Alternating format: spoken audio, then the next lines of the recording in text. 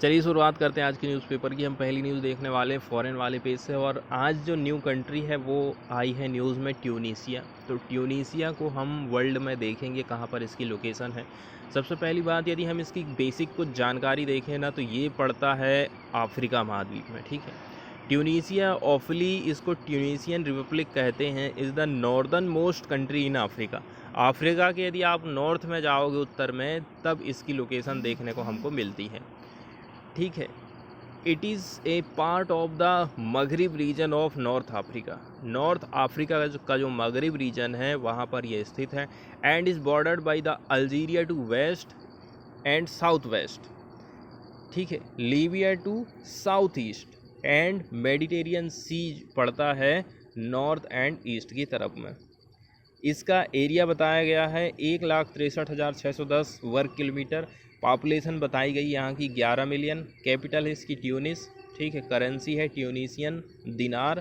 President हैं काइस सैयद, और population है 1.17 करोड़।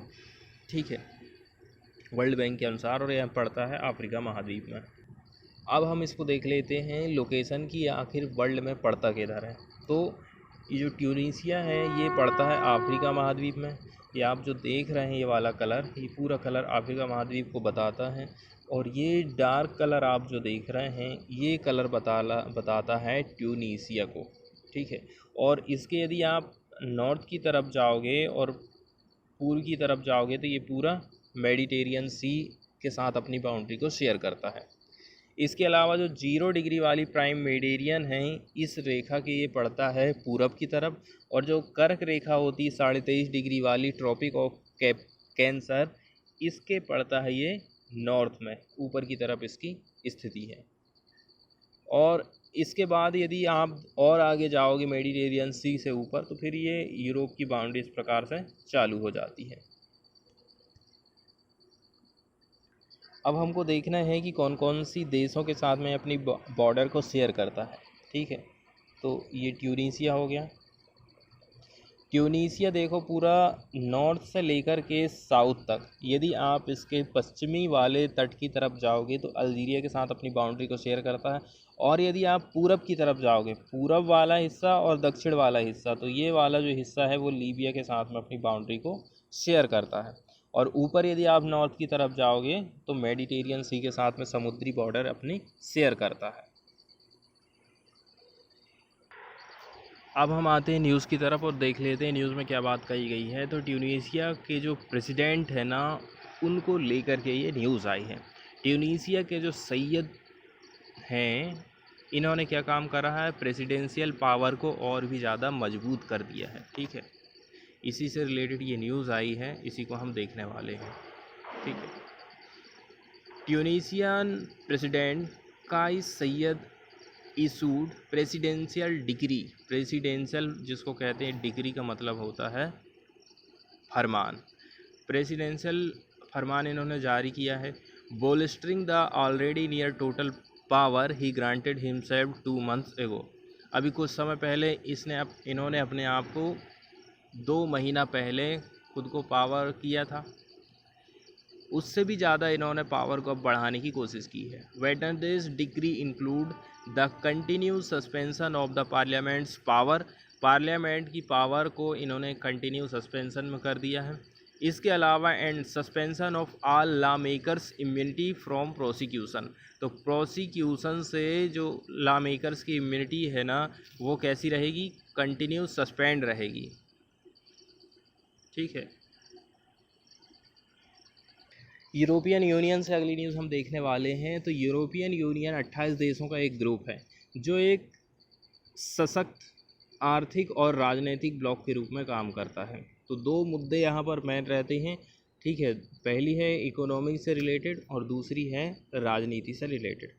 इसके जो 19 सदस्य देश हैं यूरो का इस्तेमाल करते हैं मुद्रा के रूप में, जबकि जो 9 सदस्य देश हैं बुल्गारिया, क्रोएशिया, चेक गणराज्य, Denmark, Hungary, Poland, Romania, Sweden और यूनाइटेड किंगडम यूरो का उपयोग नहीं करते हैं।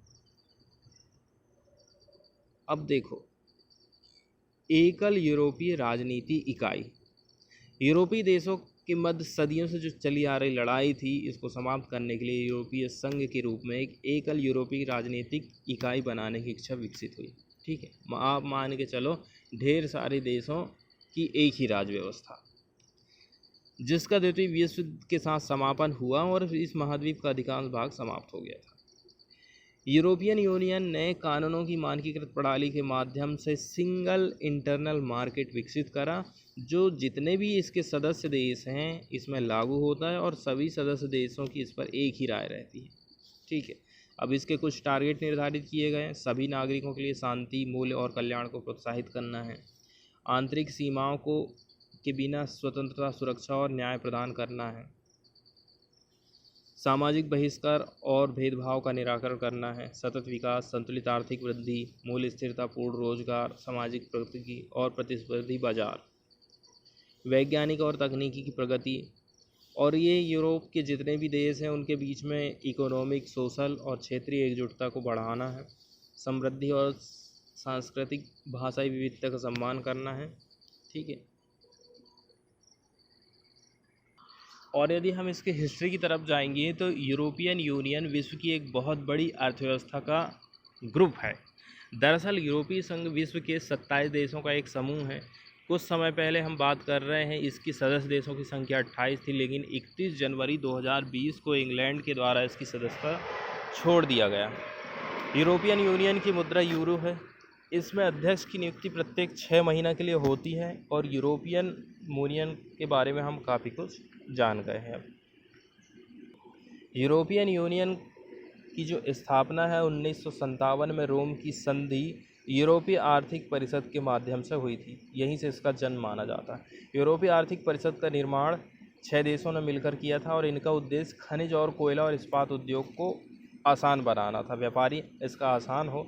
इससे इन सभी देशों को एकल बाजार, सिंगल मार्केट अवेलेबल हो गए, जिसमें स्वतंत्र रूप से व्यापार करने की सुविधा प्रदान की गई कि हम भी टैक्स नहीं लगाएंगे, आप भी टैक्स मत लगाओ, इस प्रकार से।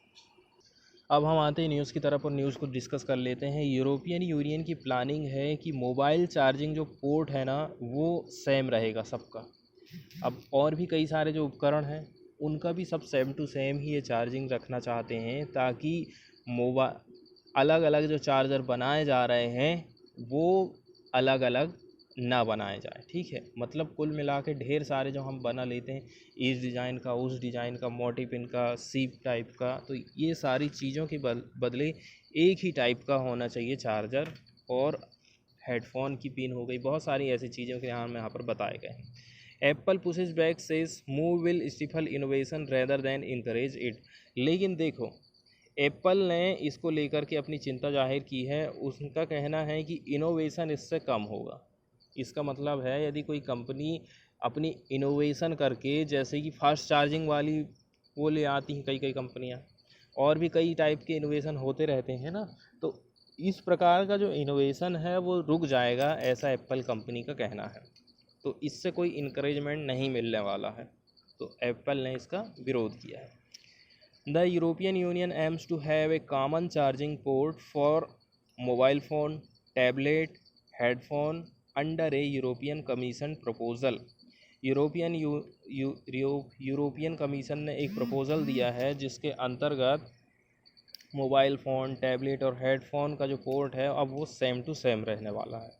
अब इससे क्या क्या फ़ायदा होने वाला है, देखो। The move has been more than 10 years in the making with the European Union executive touting environmental benefit. तो इससे हमको क्या मिलने वाला है, एनवायरमेंटल बेनिफिट मिलने वाला है। इसके अलावा 250 million euro in annual saving होगी फॉर यूज़र, तो यूज़र्स की भी इसमें सेविंग होने वाली।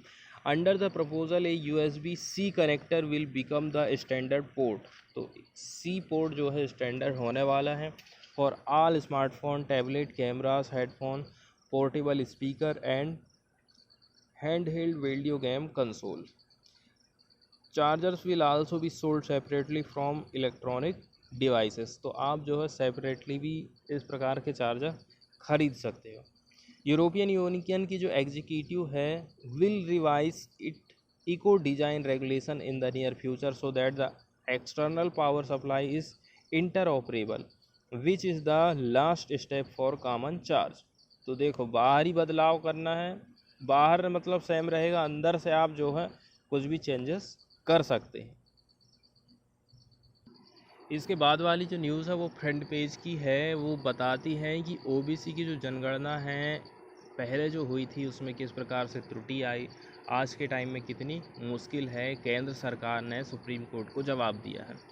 सुप्रीम कोर्ट में केंद्र सरकार ने कहा पिछड़े वर्ग की जातिगत गणना जनगणना एडमिनिस्ट्रेटिव तौर पर कठिन और बोझिल है। सोच समझकर एक नीतिगत फैसले के तहत इस तरह की जानकारी को जनगणना के दायरे से अलग रख दिया गया। सुप्रीम कोर्ट में केंद्र सरकार की ओर से ये जवाब दिया गया और कहा कि सामाजिक आर्थिक और जातिगत जनगणना 2011 में की गई थी, उसमें कई सारी गलतियां आई थी। अब सुप्रीम कोर्ट में महाराष्ट्र की सरकार की ओर से एक याचिका दायर की गई थी। उन्होंने डिमांड करा था कि केंद्र और संबंधित अथॉरिटी को निर्देश देना चाहिए कि वो राज्य को सामाजिक आर्थिक जाति गणना 2011 में दर्ज ओबीसी के जाति आंकड़ों की जानकारी मुहैया कराए। याचिका में राज्य सरकार ने कहा उन्हें बार बार इसके लिए गुहार लगाई जानी पड़ रही, लेकिन उनको जानकारी ही नहीं दे रहे हैं। इसके बाद वाली जो न्यूज़ है हम आरटीआई एक्ट से रिलेटेड देखने वाली हैं। आरटीआई एक्ट को लाया गया था 2005 में, ठीक है, ताकि लोग सरकार से जवाब मांग सके, क्वेश्चन कर सके।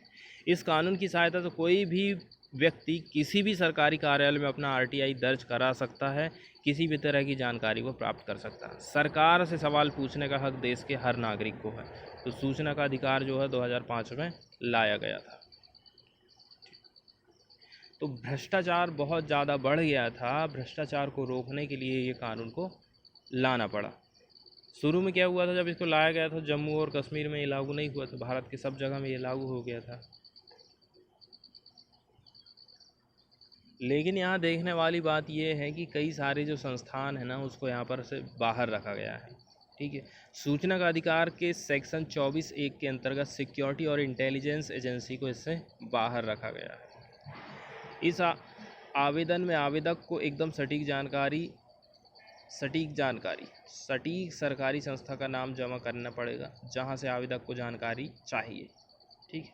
आवेदक का काम है कि वो पता लगाए कि कहां पर आवेदन जमा करने से आपको जल्द आवेदन प्राप्त हो जाएगा। अब हमको जवाब कितने दिन में मिल जाता है? इसके अंतर्गत आवेदक को 30 दिन के अंदर परिणाम मिल जाएगा। हालांकि यदि बहुत ही ज़रूरी है, आवश्यक डॉक्यूमेंट्स हैं, तो 48 घंटे के भीतर भी हमको रिजल्ट मिल जाता है, इसका आंसर मिल जाता है।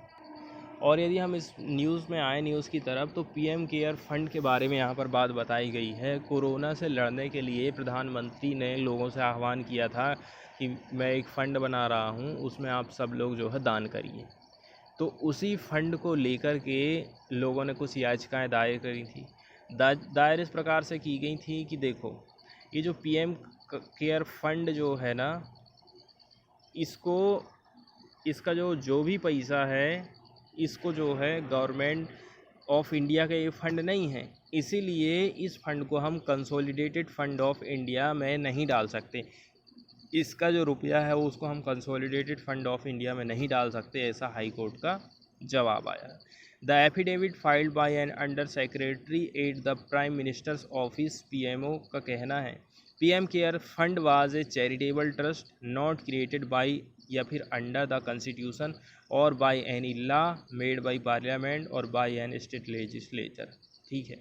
अब सरकार को बनाना ही था तो ऐसा क्यों नहीं बनाई सरकार ने कि उसकी जांच हो जाए नियम कानून के तहत। पैसा कहाँ गया, हमारा पैसा कहाँ गया, हमें तो जवाब चाहिए ना। इसके बाद वाली न्यूज़ हम देखने वाले हैं, रक्षा मंत्रालय से रिलेटेड है। सेना को मिलेंगे 118 अर्जुन टैंक, केंद्र सरकार ने सप्लाई का ऑर्डर दे दिया है, ठीक है। तो रक्षा मंत्रालय ने भारतीय सैन्य के लिए 118 अर्जुन टैंक की खरीद की मंजूरी दी है। रक्षा मंत्रालय ने इन टैंकों के लिए हैवी व्हीकल फैक्ट्री चेन्नई को ऑर्डर दिया है। टोटल 118 हमको मिलने वाले हैं और इसकी जो कीमत यदि हम देखें तो वो है 7,523 करोड़। रक्षा मंत्रालय ने गुरुवार को भारतीय सेना के लिए 118 मुख्य युद्धक टैंक MBT अर्जुन की खरीद के लिए एक कॉन्ट्रैक्ट को फाइनल कर दिया है। चेन्नई इसको बनाएगी। MBT Mk1A अर्जुन टैंक का एक नया संस्करण, पहले अर्जुन टैंक चलता था, अब उसी का एक नया वर्जन आया है। मंत्रालय का कहना है ये जो टैंक है दिन और रात दोनों समय में सटीक टारगेट कर सकता है, एक ही सभी इलाकों में आराम से जा सकता है एक साथ। इसने कुछ नए टेक्नोलॉजी को भी ऐड किया है।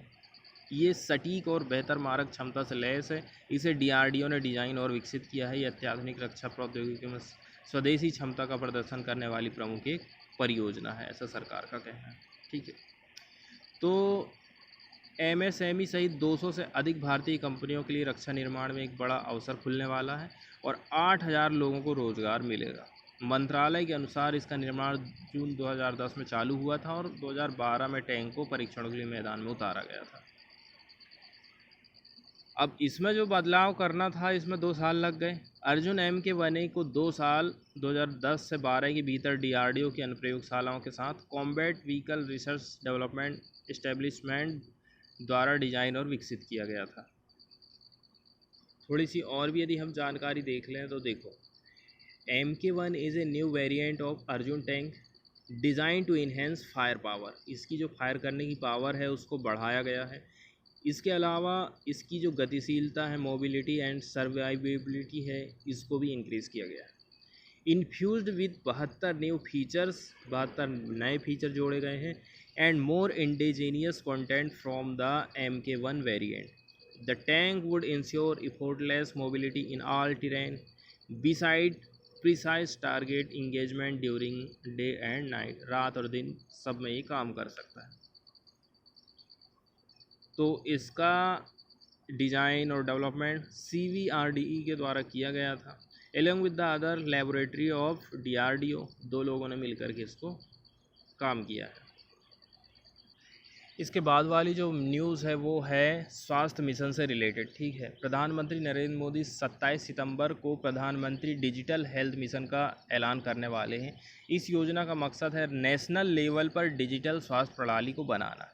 इससे मरीज अपने स्वास्थ्य कार्ड सुरक्षित रख सकेंगे और इसे अपनी पसंद के डॉक्टरों और स्वास्थ्य संस्थानों के साथ में बता सकेंगे कि देखो, मैं यहाँ पिछली बार इलाज करवाया था, ये गोली दवाई मुझे मिली थी और ये बीमारियाँ मुझे उस टाइम में हुई थी। तो इनको एक प्रकार से स्वास्थ्य कार्ड प्रोवाइड करने की बात की जा रही है। प्रधानमंत्री डिजिटल हेल्थ मिशन इसका नाम रहेगा। इस योजना का मकसद है नेशनल लेवल पर डिजिटल स्वास्थ्य प्रणाली हमको बनाना है। इसके ज़रिए मरीज अपने स्वास्थ्य कार्ड को सेफ रख सकेंगे और अपनी पसंद के डॉक्टर, स्वास्थ्य संस्थानों के साथ इसको शेयर करेंगे। इसका जो लक्ष्य है टेक्नोलॉजी के माध्यम से भारत में हेल्थ सर्विस में सुधार लाना है। हेल्थ केयर डाटा की बेहतर एक्सेस से ही संभव हो सकता है। पायलट प्रोजेक्ट पहले ही 6 केंद्र शासित प्रदेश अंडमान निकोबार, चंडीगढ़, दादरा नगर हवेली और दमन और दीव, लद्दाख, लक्षद्वीप और पुडुचेरी में लागू हो चुका है। ठीक है, तो इसका उद्देश्य है नेशनल लेवल पर डिजिटल स्वास्थ्य इंफ्रास्ट्रक्चर बनाना है। ये सभी नागरिकों को स्वास्थ्य ID के जरिए वैश्विक स्वास्थ्य कवरेज मुहैया कराएगा। अन्य बातों के साथ इसमें टेलीमेडिसिन और ई-फार्मेसी जैसी सुविधाएं भी हमको देखने को मिलेगी। ठीक है, और स्वास्थ्य मंत्रालय कहता है इससे लोगों को प्रभावी, समावेशी, सस्ती और सुरक्षित स्वास्थ्य सुविधाएं मिलेंगी। इसका उद्देश्य हेल्थ ID, डॉक्टर और स्वास्थ्य सुविधाओं के लिए विशिष्ट पहचानकर्ता, पर्सनल हेल्थ कार्ड, टेलीमेडिसिन और ई-फार्मेसी के साथ एक नेशनल डिजिटल हेल्थ इंफ्रास्ट्रक्चर का निर्माण करना है।